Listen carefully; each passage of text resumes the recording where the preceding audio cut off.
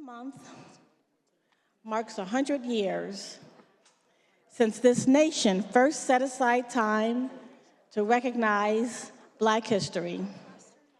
In 1926, Carter G. Woodson created Negro History Week because Black Americans were excluded from textbooks, erased from scholarship, and denied acknowledgment in the American story. Black History Month was founded to correct distortion and not to create comfort. Black History Month exists because the truth has to be defended. And today, 100 years later, we are again confronted with distortion.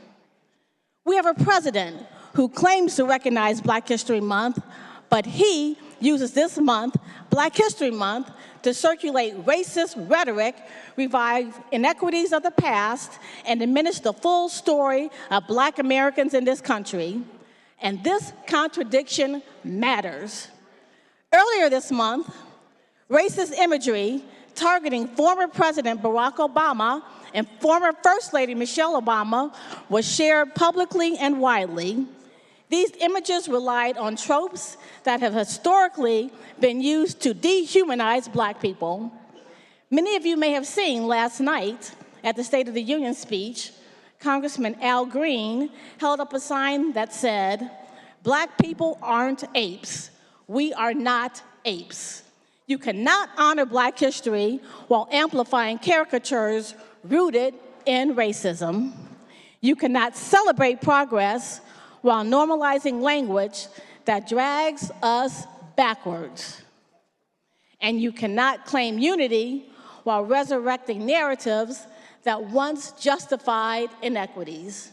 At the same time, we are seeing efforts to roll back diversity initiatives to strip institutions of language that acknowledge race and to debate whether the word Black even belongs in Black History Month programming. We are seeing conversations about minimizing references to slavery at historic sites. Colleagues, that is not recognition. That is erasure.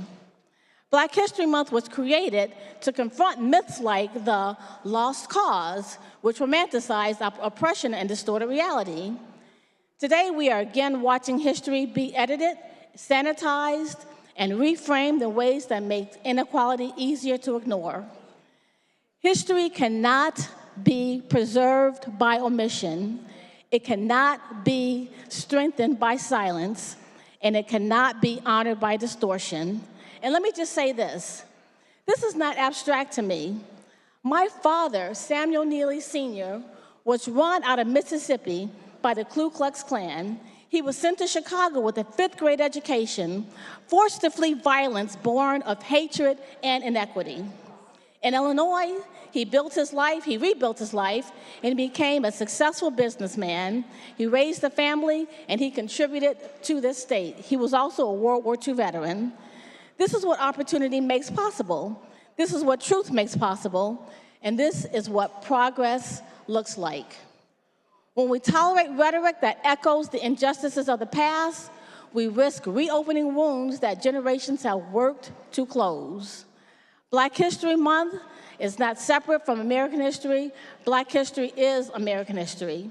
It is a story of perseverance in the face of exclusion. It is a story of labor, innovation, faith, and migration and leadership. It is foundational to who we are as a nation. So let's be clear. If Black History Month is to mean anything, it must mean honesty. It must mean acknowledging slavery without minimizing it. It must condemn racist imagery without excuse. And it must refuse to revive inequities we have fought to dismantle.